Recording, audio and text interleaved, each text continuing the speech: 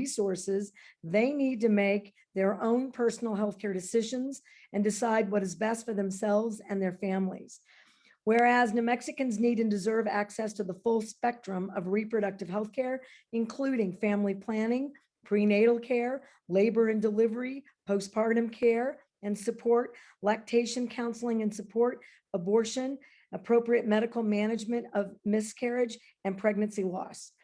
Whereas abortion is an essential part of reproductive health care and must remain legal, safe, and accessible. Whereas New Mexico has recently implemented additional measures to protect reproductive rights and access to reproductive health care services, such as repealing an antiquated state statute criminalizing abortion. Whereas I have also issued Executive Order 2022-107 to protect access to reproductive health care services in New Mexico.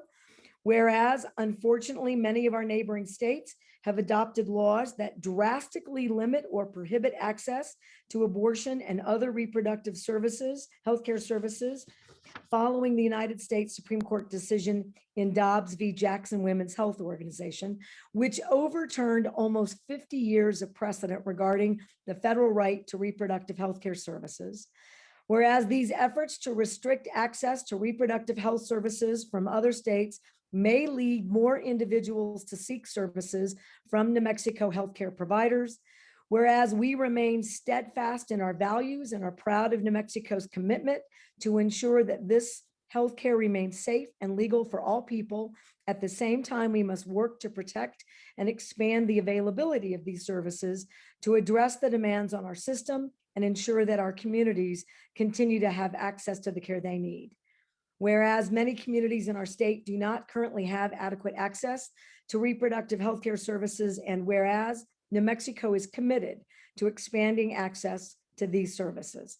Now, therefore, I, Michelle Lujan Grisham, Governor of the state of New Mexico, by virtue of the authority vested in me by the Constitution and laws of the state of New Mexico, do hereby order and direct as follows. 1, the Department of Finance and Administration shall designate $10 million of the executive's capital allocation for the upcoming 2023 legislative session for the purpose of developing a new clinic that provides a full spectrum of patient-centered, community-informed reproductive health care, including abortion in Doña Ana County.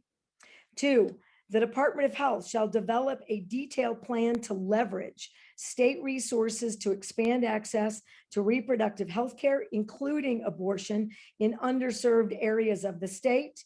B, to assess the feasibility of the provision of medication abortion in public health clinics overseen by the department.